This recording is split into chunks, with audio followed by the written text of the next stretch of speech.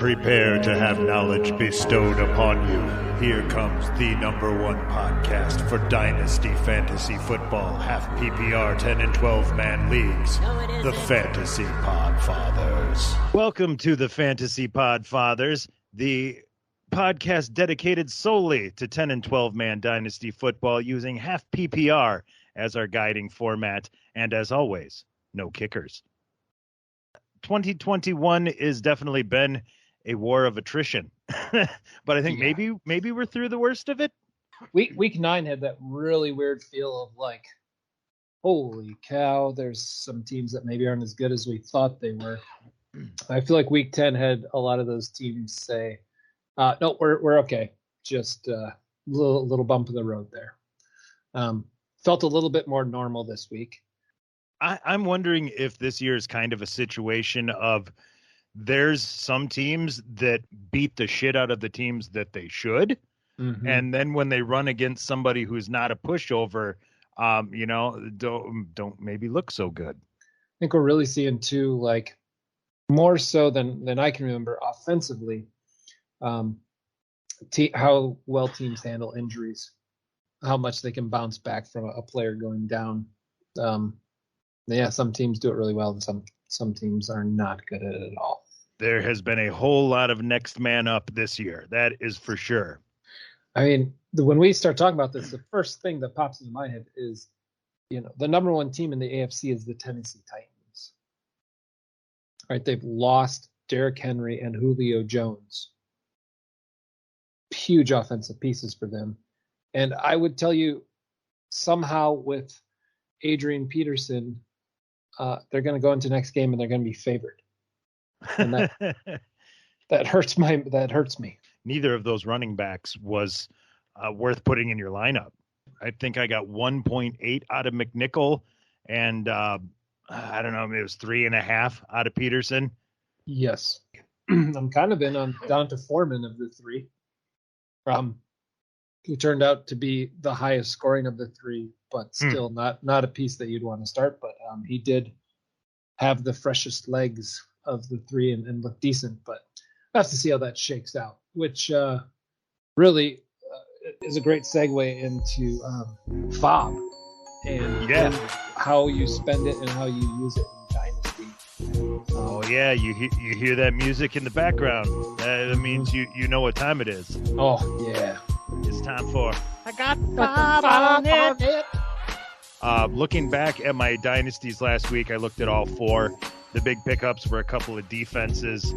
There was a few lowly receivers. Nothing really of note last week. I think the teams have kind of weathered the storm. Some of those guys are coming back from bye and IR, and not quite as fruitful of a wire week. No. I mean, dynasty standpoint of FAAB, it's really rare that the FAAB you spend is going to turn into a dynasty prospect.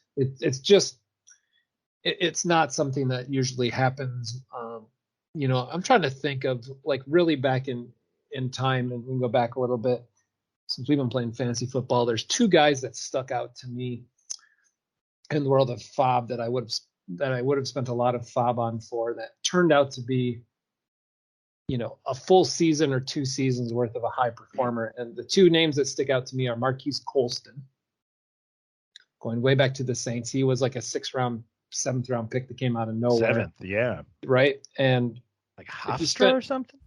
Yeah, he is. I'm making that up? Oh. That sounds really cool.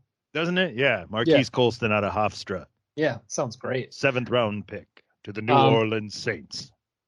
Yeah, and then if you spent FAAB on him, you would have had, a good 5-6 year run of a dynasty player. And then the other guy that pops into my head is Philip Lindsay. He was an undrafted guy out of Colorado State, I believe, for the Broncos. He gave you 2 years of a starting running back. Looked pretty good his rookie year. But those are both early season FAAB acquisitions. Once you get into the meat of the season, what you're picking up is guys who have stepped in for an injured player. And picking up a tub of putty. You really are. You really are. And you just put it into that gap and putty it over, and you're a little bit of Adrian Peterson in there. And you got to spend, and you've got to spend, and that's That's where it gets tough. Here's some names that I've spent FAAB on this year that I'm not proud about, but I needed a start, and I knew other people were going to grab them. Damian Williams from the Bears, Boston Scott from the Eagles. I even spent a little bit of FAAB on Mark Ingram at one point out of desperation. Right now, this week I spent nothing on Mark Ingram.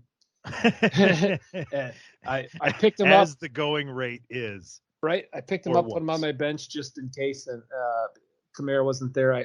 But I couldn't bring myself to start him. But he did pretty dang good. But can you think of anyone this year that you've seen FAAB be spent on that turned out to be the guy? Largely, they've been that putty pickup I talked about. Mm-hmm. It's just been, get it in the cracks and throw her on the water and see if she floats. Because you're picking up the wire because you need a running back. You can't not have it. And we've got these giant bye weeks, and they don't line up great this year. It seems like the good teams are all on bye at the same time. There's been some challenges that way. So you've got a ton of injuries. You've got a ton of muddied backfields. You've got really up and down wide receiver play this year. Those number 2 wide receivers on teams are unbelievably hard to guess this year. Yeah, I picked up Bourne last week in my 12-man where I was hurting. Yeah. And then, of course, I cut him for Zach Pascal. Mm-hmm. And instead of getting 24 points, I think I got 3. So that right there is a microcosm of what the wide receiver wire situation has looked like this entire damn season. That's terrible. Atlanta is another team where you're like, you chase Russell Gage. One game he's got 0, and the next game he's great. The next game he's got 0. Yeah. It's just. Yeah. And that's even with Ridley out. And when you're in those spots and you got to get a guy, what we really talk about from a dynasty standpoint is what are you cutting when you spend that FAAB? Who's on your roster that you look and say, well, I feel confident that guy's never going to be a dynasty player for me, so I can cut him and bring in Adrian Peterson. Well, the thing for me is, and I think like we've talked about, that putty pickup is that guy 1 or 2 weeks where you need him. That's almost best case scenario when you actually luck out and get more out of a player than you're thinking. A prime example, the guy I always point to for this 2 years ago was Raheem Mostert. Mm-hmm. He's like 26, 27. He takes over the backfield. You think, hey, I'm going to start him for a few weeks. I'll cut him loose.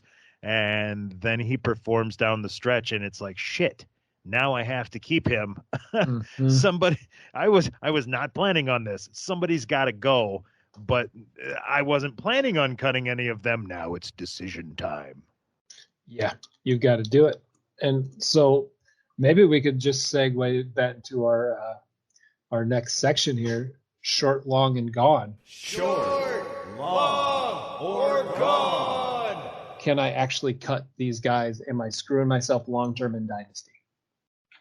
That is an absolutely perfect segue. So let's kick it off at the quarterback position. This is a younger guy. So still got some tread on the tires. He certainly does. Well, we're talking about Cam Newton, of course. Oh, no. Actually, we're talking about the guy who Cam Newton just replaced. We're talking about Sam Darnold. How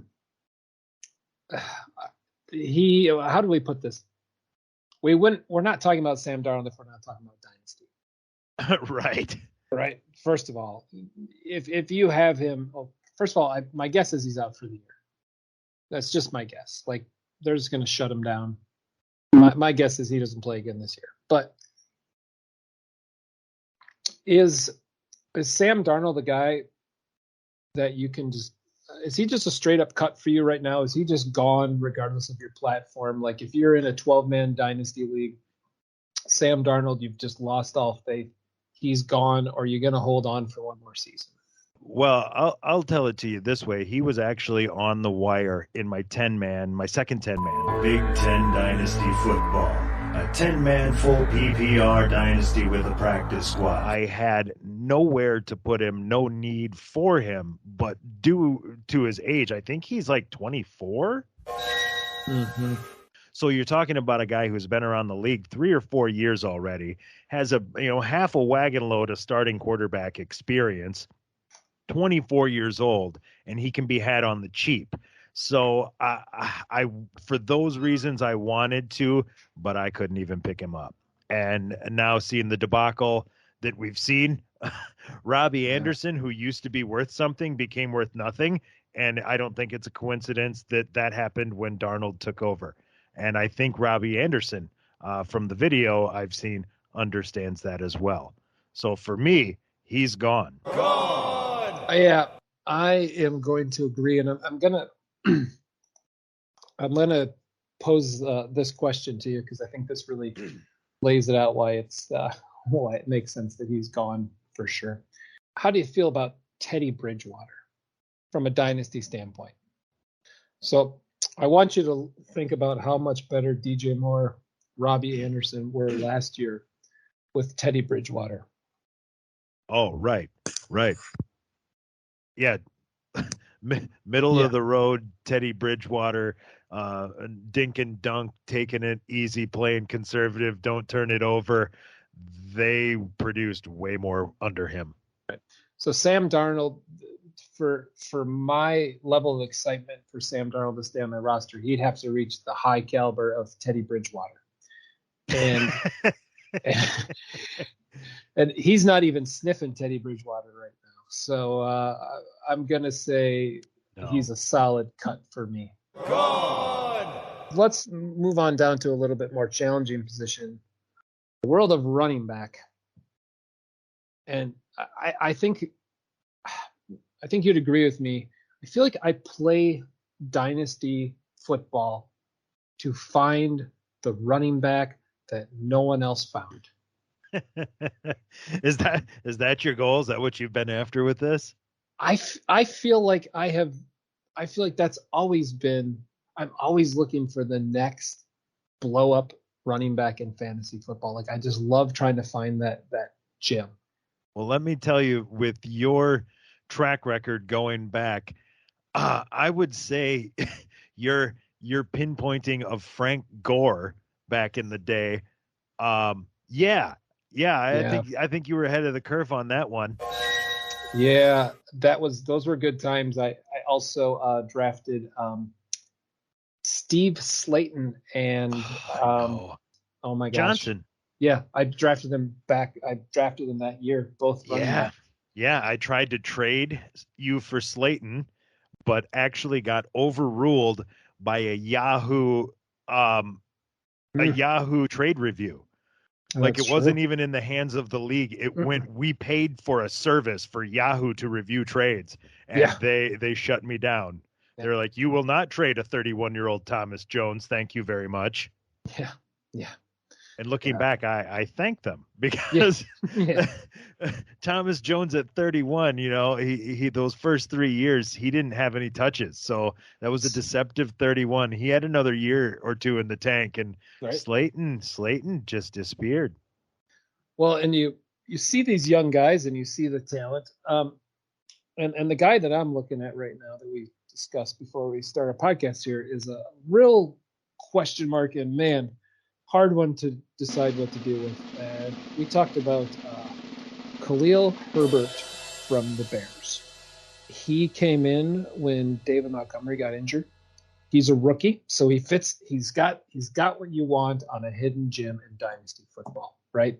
He's young. He's a 6th-round pick. We are able to pick him up with not spending any draft capital. In fact, I got him in our 12-man league. And I think he was like the only rookie running back that wasn't on someone's taxi squad because that league's so deep.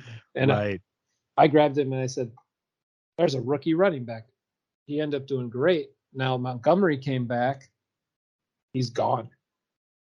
Like, we know he's great. We know he's good. He's a rookie. But Montgomery got like 80% of the workload back right away. I've seen him cut in, I believe, one of my 4 dynasties already. Mm-hmm.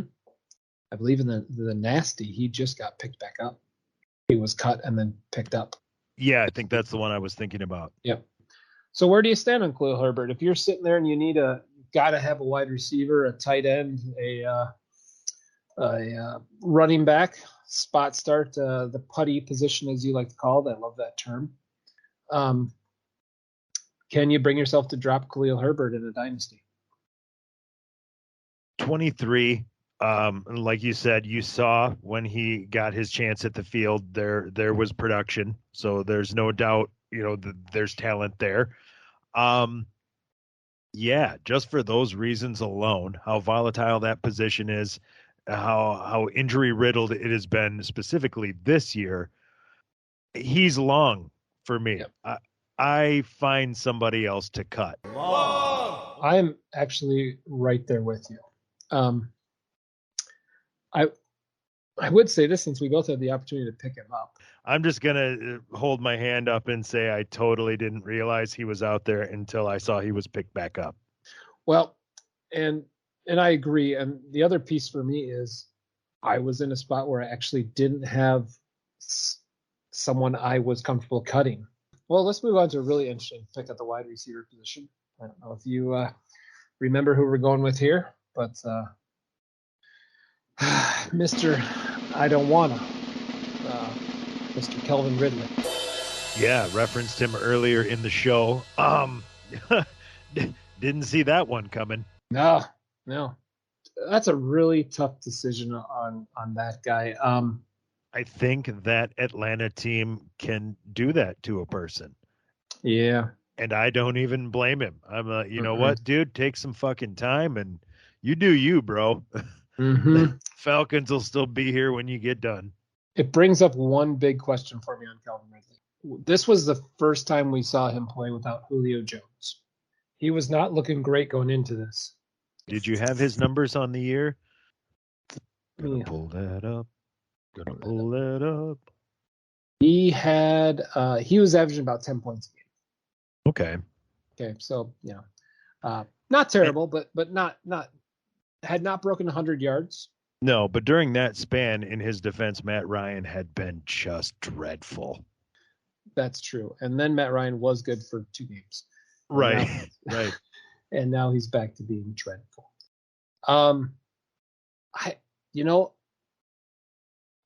This would be a tough one for me. Ridley can sit on your IR spot. So if I've got 2 IR positions, I'm going to keep him there. And I guess I've got to go long on him just because of his potential talent.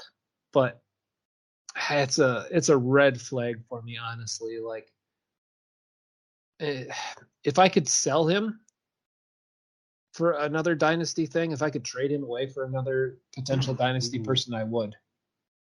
You're going to take such a hit on his value right now. I know you are. I know, but you'd be lucky to get a sack of gravel.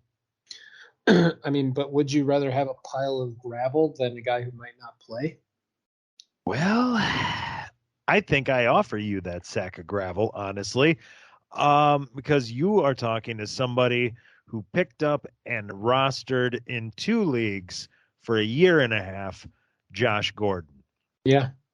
And as we pointed out in an earlier episode, in Dynasty, character matters, off the field matters. And I guess technically this falls under off the field now. But the talent's there, the age is in the right column. I might just pony up 2 sacks of gravel, maybe some stuff that's shiny, tumbled a little bit, a couple of agates, throw in some fucking quartz or something up the ante. I'm going to be long on him, and I'm going to eat that risk. Would you give up an underperforming, decent dynasty wide receiver? I'll give you a name. Perfect. Would you give up Cortland Sutton for Kelvin Ridley? God. That's hard to do right now. God, I don't know that I do. Yep. I may have to back off my position. Yeah, I like to take the guy and just kind of say, okay, look at the kind of the guy who's sitting on your bench right now because you don't trust him, and see if you give him up for Kelvin Ridley. Right. I'm going to do the same for you because would you give up Darius Slayton for Kelvin Ridley? Yes. Right. Yes, I would. Now, would you take would you take Darius Slayton for Kelvin Ridley? No, I would not. Because I think This there's has concluded my TED Talk. Yes. so therefore, what you've concluded is Darius Slayton is not worth a heaping pile of gravel. Oh, I'm 100% roster on Slayton, honestly, in my 4 dynasties. Mm-hmm. And I would gladly take that sack of gravel from you. I would just, you know what? Give it to me. I will call that a win. I'll go dump it on the curb and I'll look at that shit. That's what I got. Yeah. Got it. Yeah. This is the good shit. Uncut. So I guess you hold Ridley unless someone's willing to pony up a player that has some potential, but and nobody's going to do that. The whole appeal of going after Ridley is that you're not offering anything. Right. And you might find a guy. There might be an owner. It just depends on demeanor and temperament. The dude who held Gordon in the nasty, he did not budge. I came at him 2 or 3 times, and it would have taken a stupid amount to get him. Yeah. But I tried. And yeah, you might find the guy that's like, you know what? I wash my hands of this. Let's move on to a tight end, and one that I'm going to let you kind of take because you this man's emotionally affected you, I feel. It's another one that's close to my heart. Shit, I might be down to 25. I have slowly divested myself of Evan Ingram. He's another dude. Said age is in the right spot. I think he's 26. I'm pulling that out of my ass. I've said it before. He's like 6'3". He's small for this current crop of tight ends. These mutant fucking abominations from Mount Olympus that they throw helmets on. It's insane. So he factors in more like a slot receiver. He's shown flashes. He can't stay on the field. He's in a terrible spot. He might have some long-term appeal. I abandoned him in my 10-man, but I can't bring myself to cut him in my 12-man for the simple fact that he would be the number 1 tight end on the wire. Depending on the way your league is set up, I want to cut him in my 12-man. I do. For me, he's a gong. Yep. Unless there's some extenuating circumstance like the one I just pointed to. If you want to play a long game with him, more power to you. Yeah. I'm going to drop him like a 8-yard pass right on the money, just in the spirit of Evan Ingram. The guy just drops passes. I mean, he's got the physical skills and he's got those flashes, but like we've got such a long track record now. He's not trusted by his quarterbacks. And so I would never feel good about starting him. So he'd just sit on my bench unless, honestly, he's that putty player for me. Like if I had a bye week and Ingram was out there, I'd pick him up and hope he got me 5 or 6 points. And that's why I can't cut him in my 12-man. Right. Because I started like, who would I use in place of him? And I don't feel good about it. No. I don't. No. Yeah, that's he's another sack of gravel guy. You just pony up that sack of gravel, and I will gladly accept it from you. I kind of want to talk to Sean about how his gravel situation is. Yeah, he's down in the southeast, and I know when I got to Pennsylvania, they've got that shale. So there's more gray. It's it's side of the roads. It's quite decorative. I brought a couple buckets back from me. Yeah. But after I brought 2 buckets of gravel, I had to leave Adam Troutman. So that wraps up short, long, and gone. That'll clear you some roster space. And once you've cleared that space, you might want to look at some upgrades. So we kind of took a quick look and found a couple guys that we might be willing to pony up some cash on at this stage in the season. We're going to go out and see if we can buy these guys from a dynasty standpoint. Long-term investment, maybe the last of a buy low window here. Rod, I'm going to actually let you start off on this one because this is a guy that you watch every Sunday. It is. The man lovingly and affectionately known as Mapletron. That is Chase Claypool. He is an absolute monster of a man, physically imposing. He's got all the skills. We've run into some injury issues. Not enough that I think we can say he's an injury guy, but he has spent some time on the injured list, including right now. I've got him, I think, 50% ownership, and I've got him stashed on the IR. But that is a dude who I said all the physical upside. It might be worth putting in a serious offer on him. Yeah, I would agree. And well, we're looking long term here because we're always talking dynasty. So you're talking next year. Chances are high that Big Ben is not the quarterback in Pittsburgh next year. So assuming I do think a lot of Claypool's production leading up this is just kind of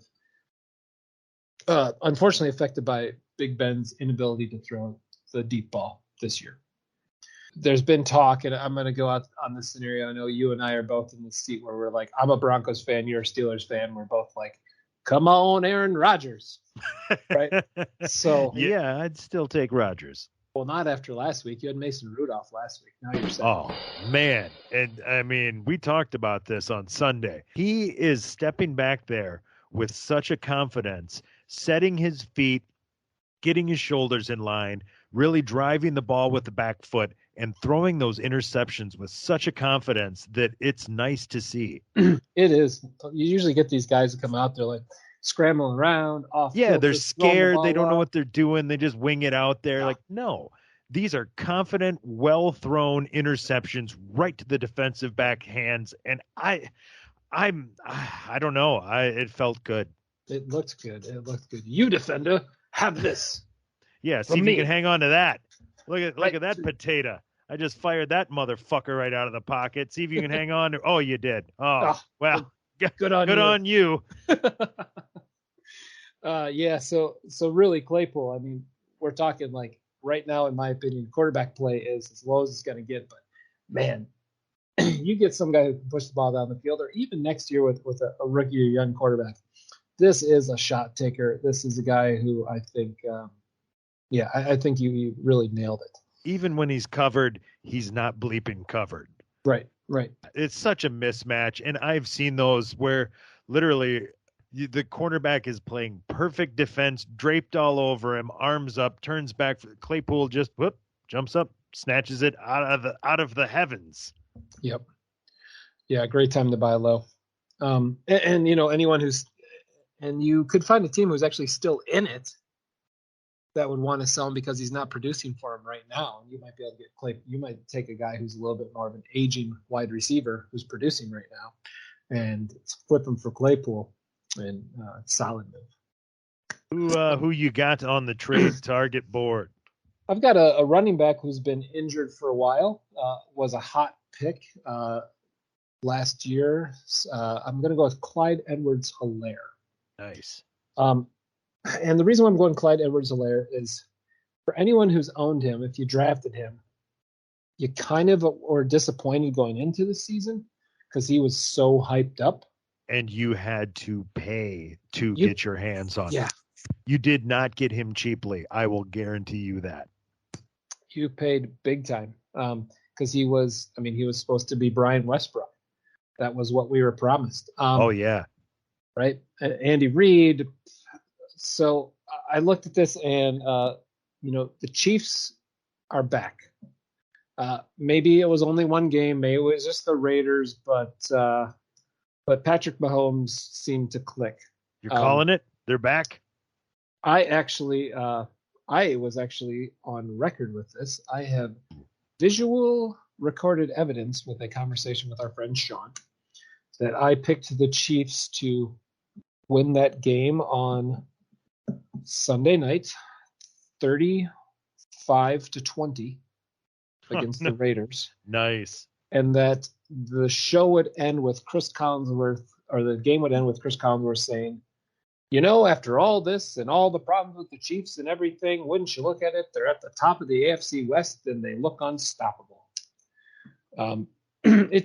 It wasn't going to last forever. They're too good. There's too much talent there. I don't believe that the whole team is ready to fall apart.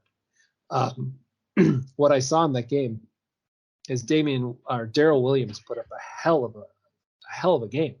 Yes. Those are some good 100 yards receiving? Yeah. Like 101 or something stupid.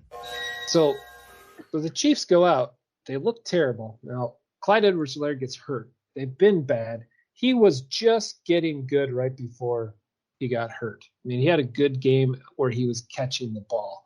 And now the Chiefs found out maybe one of their things that's really going to help them is passing to that running back. And he's coming back this week. I would spend up and get him right now for this year and beyond because, man, if Darrell Williams' numbers are there for a running back who's 24 years old in a dynasty, right? I would throw probably too much at him right now, just because I think he's about to blow up. So that's my guy. If you can get, if I had Aaron Jones, I would trade Aaron Jones for Clyde Edwards-Helaire. We're on the record with that one. Yeah. There you go. That is the trade targets for the week, and I tell you, I'm getting a hankering. I can feel it in my bones. I can hear it off in the distance. Oof. It sounds like it's approaching. Pack I them think bags. we're about to go. Pack them up. Here we go. Have you packed them yourself? Have they been in your possession all night? I am ready to go. Well, let's board it up and head around the world.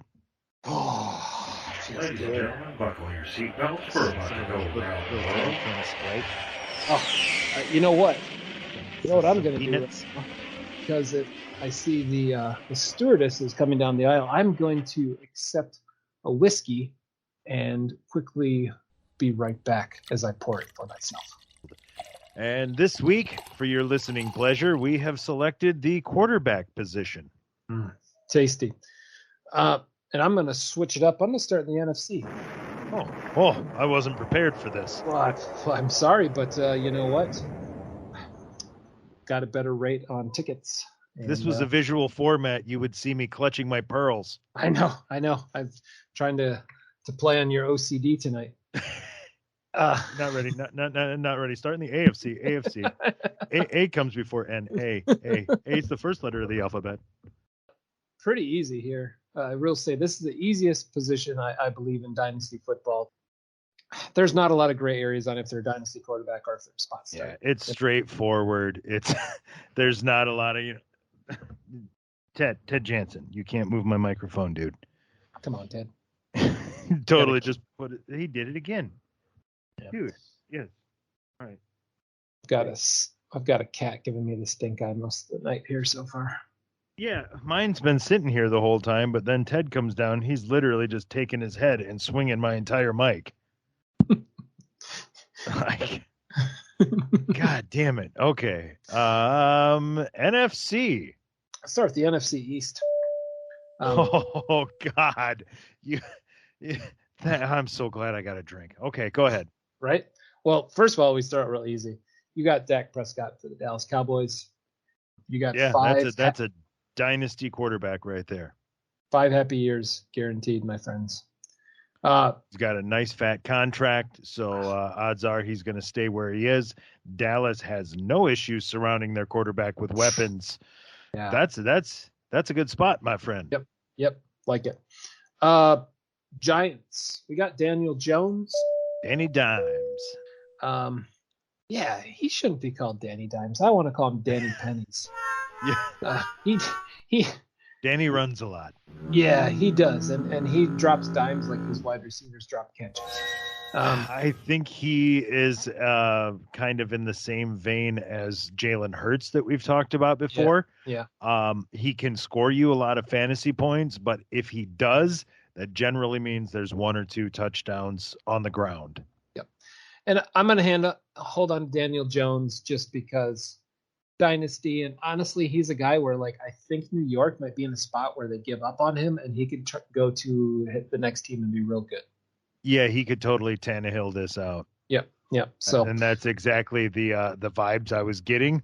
I think that the talent is there to be developed. Whether or not it happens, who knows? I mean, New York's trying to surround him with talent, but none of the sumbitches can stay on the field. Yep. So, I mean, they've got so many wide receivers. It's stupid. If we read off their roster right now, they'd be full of guys that you could try to trade for to get Kelvin Ridley. Yeah, right. Put them all in a sack. I'll give you a sack of New York wide receiver for Ridley, and they will tell you that they would rather have that sack of gravel over there. Yeah. Let's move right down to Jalen Hurts. I think he's turning the corner. This Broncos game, he started run. He's just a solid fantasy guy, and I do believe that the Philadelphia Eagles are kind of maybe coming around to the idea that they don't need to fix the quarterback position as soon as they thought.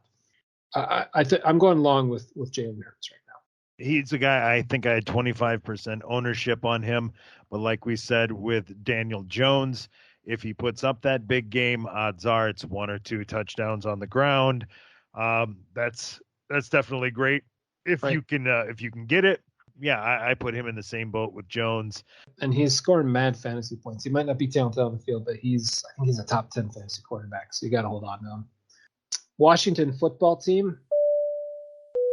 Nope. Yeah, that's interesting. Heineke's looked good enough. He's a guy, if he's out there on the wire, I'm going to leave him there. Yep, me too, because they're not going into next year with him as their starting quarterback.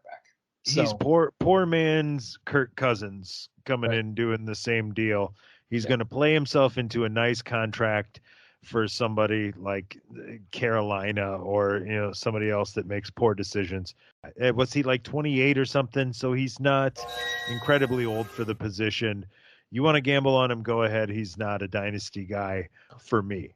No, he's you said poor man's Kirk Cousins. I will say a poor man's Case Keenum. I don't know if I can put right. I think he's a rich man's Case Keenum. He's a rich man's Case Keenum. I'll give him that. And then I want to say, sad but fitting, Ryan Fitzpatrick, 39 years old, broken hip, not coming back in time. I don't think he plays football again, but he's played for so many teams. It's fitting that the final team he plays for is just football team. Right. I believe the NFC West is going to be one of the easiest ones to go over here. We only have one little wrinkle in it. We got the Arizona Cardinals, and you don't have to worry about it. Kyler Murray is going to be the starting quarterback there for a very long time, and he's a very good fantasy quarterback. I have nothing to add here. The Rams have Matt Stafford. They're kind of tied to him either way. I think he's a real solid guy. If I own Matt Stafford and he's my fantasy quarterback, I am spending my next few drafts drafting some young guys to come up and replace him. But I'm fine starting him every week right now. Exactly. Now's the time to get a couple in the chamber to replace him down the road. But he's in a great situation. He's looked good so far. Yeah, I'm definitely happy with him for the next 5 years. But you nailed it. Start loading up. Take those shots right now. Yep. Yeah, because I'll tell you, once you're in a dynasty and you don't have that young, talented quarterback, it can take you years to recover from. And that's a whole nother episode for me telling you the history of my battle to replace Peyton Manning. Right. Yeah, a quarterback and I think tight end. They're one of those two positions for me. You should always be looking for the next guy. Yeah. Even if you've got your guy, take another shot on another guy because you don't know. Yep. Let's go into San Francisco. Jimmy G is a decent quarterback so far this year, and I think we all expected him to not be the starting quarterback in San Francisco by right now. I don't know. I thought the plan was always to leave Jimmy for the year and let Lance soak it up. Oh, yeah. That's every franchise's plan now. Yeah. I know. That happens 2 times out of 12.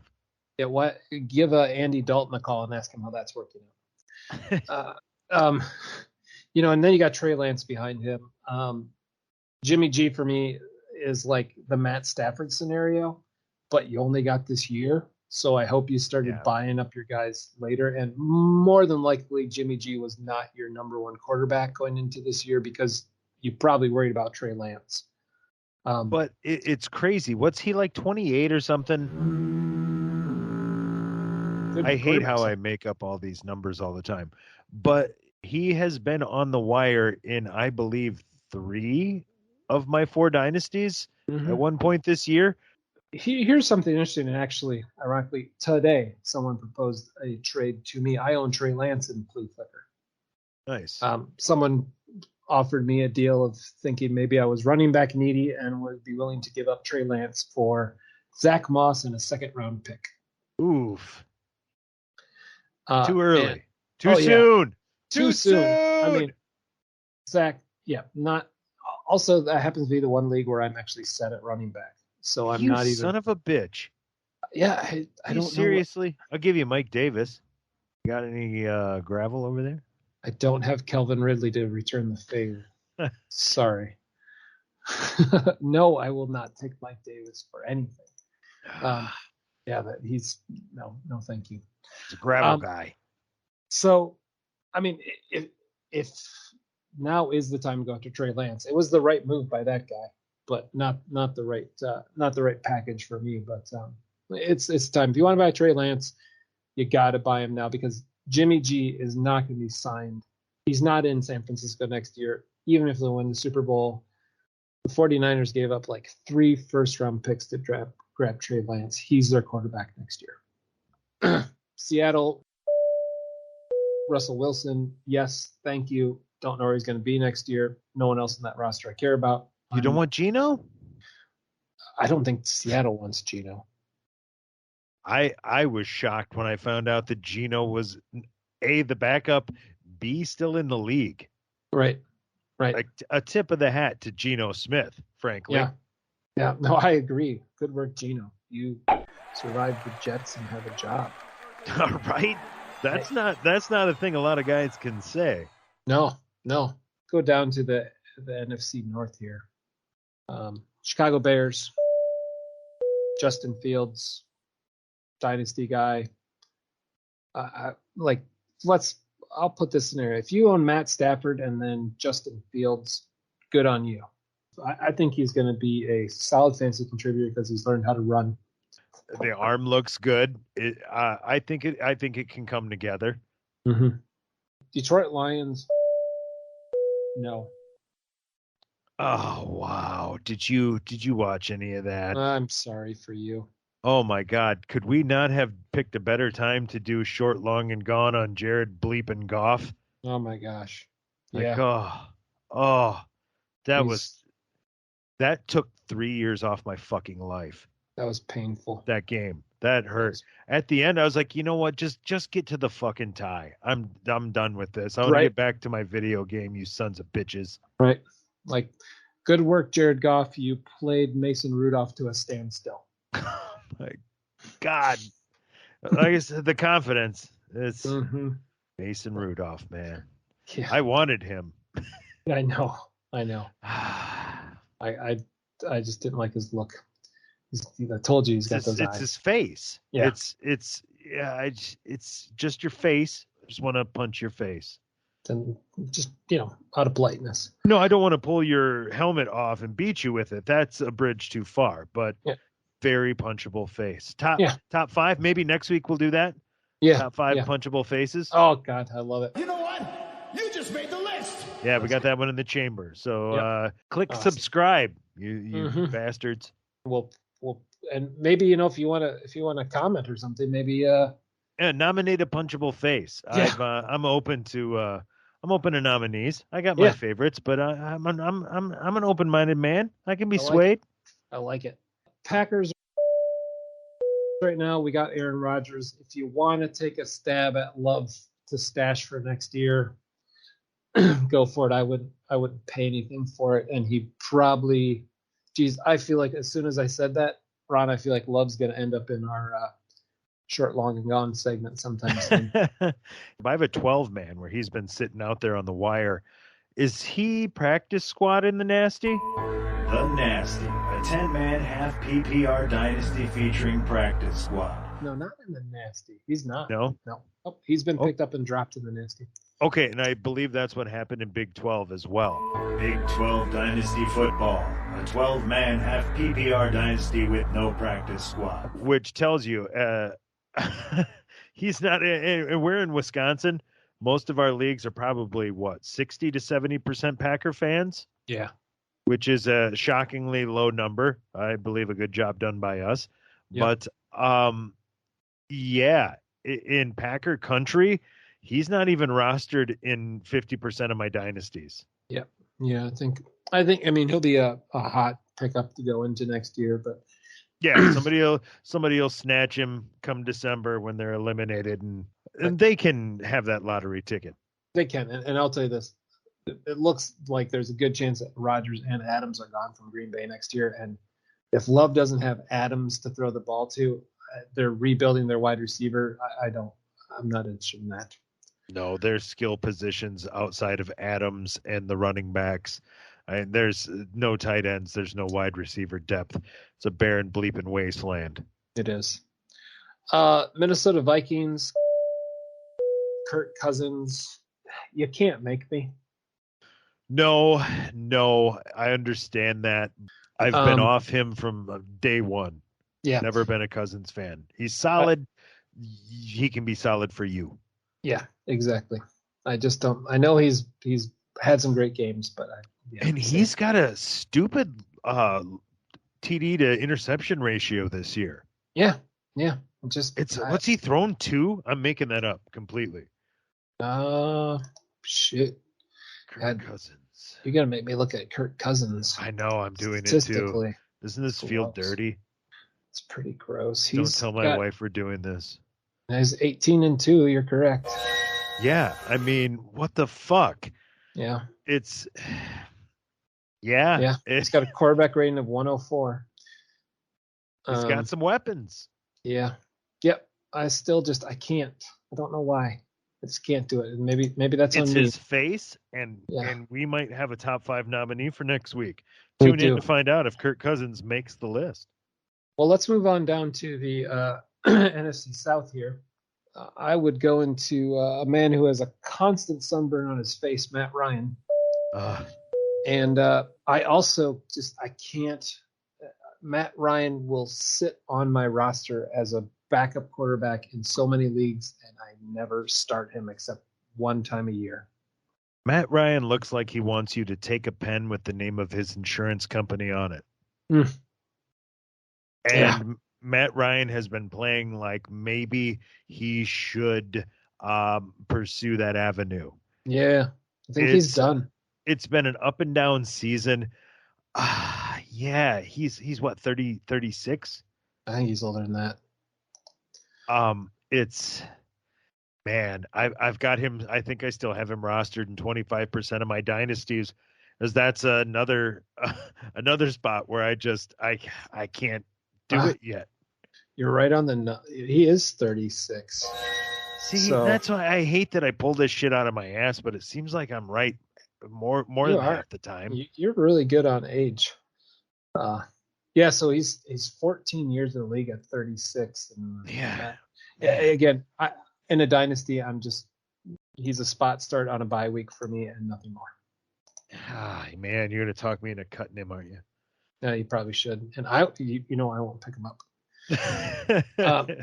We already kind of talked about the Carolina Panthers.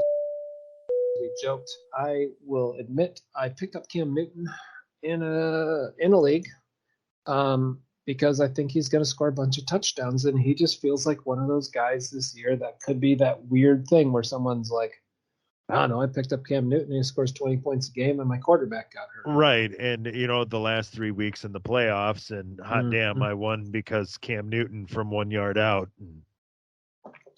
Dynasty-wise, I'm not really interested.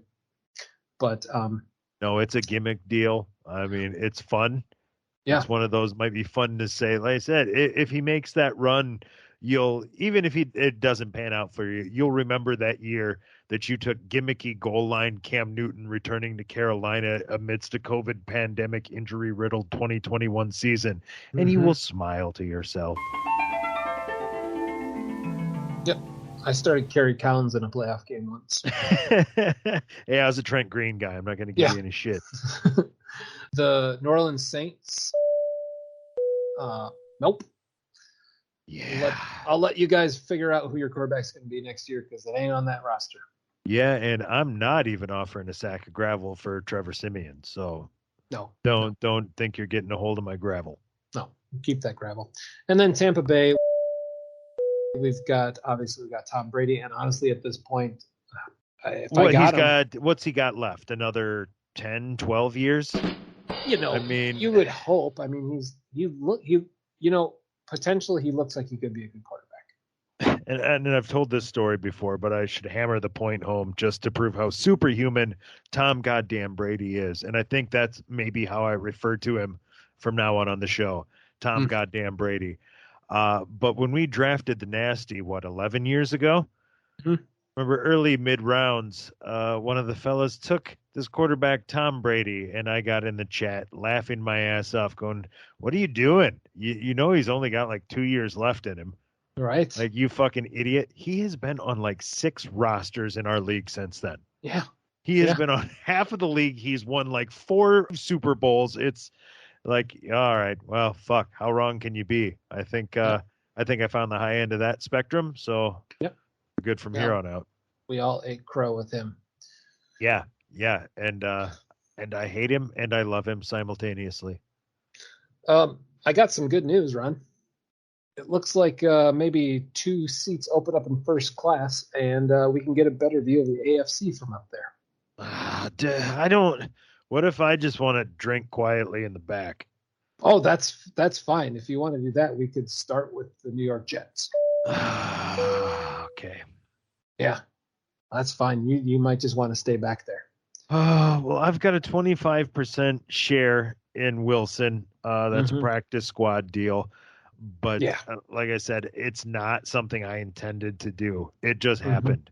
I sit on Zach Wilson. That's a long game. You got the number 2 overall pick, and you got to wait. Like, I honestly think unless he gets on the field and just completely is terrible, like he unfortunately has been, but for like 3 years, you got to wait on a guy like that. You never know when it can just click. You need some more tape before you can render the Sam Darnold judgment on him, but I don't hold high hopes. No. Patriots, man, Mac Jones, you're not starting him yet, but he's got the makings. He is a Jimmy Garoppolo caliber quarterback for the Patriots. He's a dude that began the year on the wire in, I believe, 50% of my dynasties.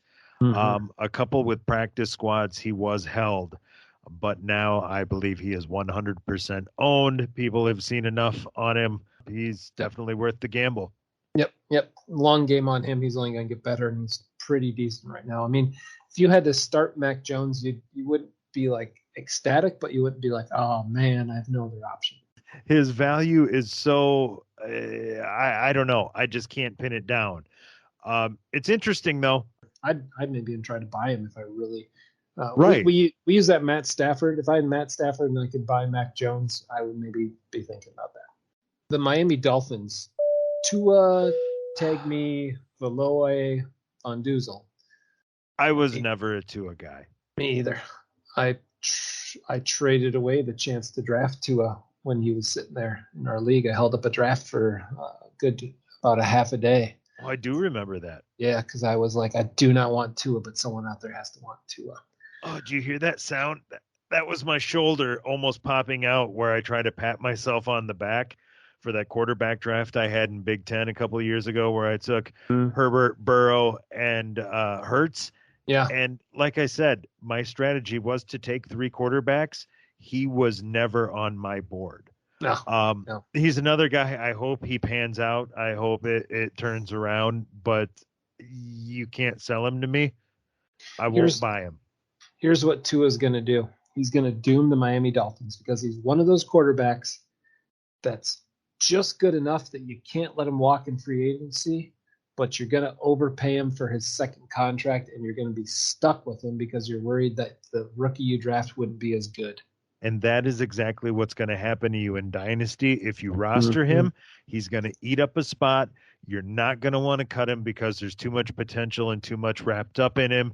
And then in 3 weeks after that, we're going to do a short, long, and gone on him and determine that he's gone.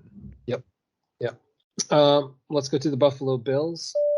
And yes, Josh Allen. Yes, all day. Yes. I have huge shares in Josh Allen. Love that man. Wish I could kiss him, but he's so tall. That'd It'd be awkward. Yeah. AFC West. Herbert, you touched on. I've got 75% own share in him because some cock took him in the 4th dynasty. Yeah, what a jerk. Yeah, son of a bitch fucked up my whole plans. Yeah, it's like I took that Herbert dude and then I traded for that Burrow dude. And there's Mahomes. He's your other guy in the West. That's just a lock. No, nothing to discuss there. I got 25% own share, so I feel good. Pretty good. The Raiders. Derek Carr is like well on his way to kind of be Kirk Cousins for me. He's produced. Right? He's a guy that if I did have in my 12-man behind Stafford, I would deal Stafford. I'd feel great with Carr. Yep. And with Carr, he's one of those guys, if you got him, he's your starter. Exactly what we said with Stafford. Keep on looking for the next guy, but he's a nice he'll bridge the gap for you.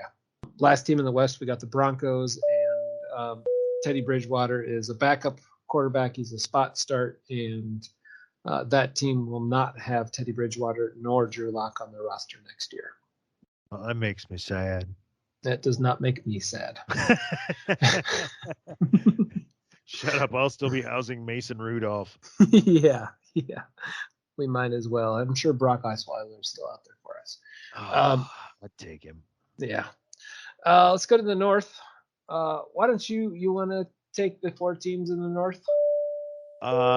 We've covered Ben. There's no long term on there.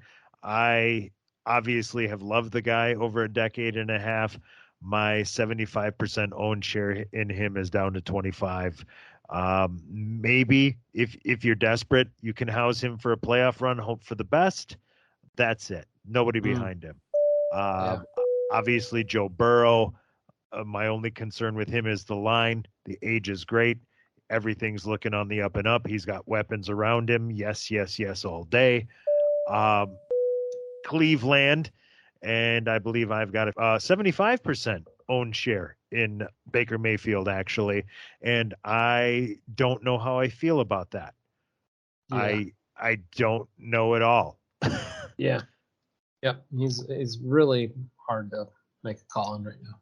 You can't get rid of him. I wouldn't give you a whole lot for him, but there's still enough upside. I mean, maybe if you believe in what you've seen, go load up on him cheap right now. I will personally sell him to you. And then we've got Baltimore, where we've stated that their quarterback is not only their quarterback, but their running back. Unique combination. I think his arm is underrated. I think people like to fucking pigeonhole him and say he can't throw. I think Baltimore is historically really piss poor at loading up on offensive weapons in the pass game specifically for a quarterback. So I think he's great. That's another dynasty guy. Age on his side. Go for it. Yep, I agree. Geez, this is interesting. This is our last division here. The Houston Texans. Oh, God and baby Jesus, help us. Well, I'm going to say, we all forgot about it, but what do you think about trying to get Deshaun Watson for a bag of gravel right now for next year? Watson, yeah, that is an interesting play. Yeah. It's like I said, off the field in Dynasty, you have to factor it in. I think that one's kind of out in the open. You know what you're dealing with. It's still a question mark. That's another fun gamble. You go have you some sexual predator. Yeah. Well, who would you rather own? Kelvin Ridley or Deshaun Watson? Oh, geez. That's a good one because with Watson, I know he wants to be on the field. It's just a matter of if they'll let him. Right. But I've never been as big on him as most people. I would probably go Ridley just from the standpoint of I don't like Watson. Yeah. Dick. He is kind of a dick. He's only really though, in his defense, he's only been like a dick like 23 documented times. Right. So I mean, right. The let's go down to the Colts got Carson Wentz. He's actually had some decent games. I think I think I'm comfortable with him as my number 2 quarterback and starting him in good matchups. Yeah, he's a solid guy to plug in right now. Jacksonville, you got Trevor Lawrence. You got to play the long game with him. If you got him in Dynasty, you probably was more than likely the first quarterback that came off the board. Maybe Trey Lance went ahead, but yeah, I'm nervous if I drafted Trevor Lawrence, to be honest. I tell you, man, I got some rules I live by. One of them is I don't trust a guy in a tunic. One of them is I don't draft players with a hyphenated name. And another one is I stay the fuck out of Jacksonville if I can help it. Mm-hmm. Yeah. And really, the only quarterback in this class that I had any interest in was Lance. Mm-hmm. Other than that, I was like, great, good for you. You like him, go get him. Do it before I pick so that somebody I want falls to me. Yep, I agree. Then our last team here is Tennessee Titans and Ryan Tannehill, and he was one of those out of nowhere fantasy gold guys last year, and he's winning football right now, but he's just not the fantasy player he was last year. He's still putting up solid numbers. I've got him 25% own share in him. I believe I've held him for 2 or 3 years because he's one of those guys that once you get him, he's what I was talking about earlier in that segment. I picked him up with FAAB a couple of years ago, and then I just couldn't get rid of him. He was the fucking dog that followed me home. And I feel good with him as my backup. I still can't. I want to cut him every week, and you can't. He's been too good. What's saving him this year is that the man actually has 5 rushing touchdowns. Oh, okay. I didn't even realize that. Yeah, he's 29. Yes, he is. Gonna pull another number out of my ass. Yeah, Your for the first time in a while, your ass is incorrect, sir. Oh no, 28. He's 33. Shut the front door. Yeah. Oh wow. I believe he came into the league a little bit older gentleman. Yeah. Well, and he only had a year or 2 of playing quarterback in college. Yeah. He converted as a wide receiver like in his junior year or some shit. Yeah. Yep. So yeah, his rushing touchdowns are saving him, but from a dynasty standpoint, he's probably got 4 or 5 years on him, but he's another guy you can't get anything for him. No, you got to hold on to him. You can't cut it. He's too good to cut. He's not good enough to get anything back for. Yep. Yeah. Yep. He's the quintessential fucking FAAB dog that followed me home. Yep. Well, I think we've put down the landing gear and we've come in. Because I am fucking drunk. All we have to do is some drunken stumbling names here. Yeah, let's get back into some good-timey, good-feeling content, and let's close out the quarterback around the world with one of my favorite games, throwing out a name. And that's Mr. Sam Bradford. Oh, yeah. Man, I'm going to go into the Wayback Machine and give you Dave Craig. I want to go back to actually a hot matchup of Rich Gannon versus Brad Johnston. Oh, that brings Dilfer to mind. Oh, my gosh. That was some hot stuff. You can't get more exciting than that. Dante Culpepper. Culpepper makes me think of Cleo Lemon for some reason. Let's go back to John Kitna. Oh, I like that. That's a nice one. That was good. Yeah. Oh my goodness. God, that one felt so good. I might have to get myself a sandwich. That's very good. I'm going to end with one that'll make you not want to eat a sandwich. And that's Ryan Leaf. Oh, don't, son of a bitch. Sorry for ruining your sandwich. You're in the whole quarterback thing. But I feel like it's a nice one to end on because it really sets up nicely for next week's Punch Them in the Face episode.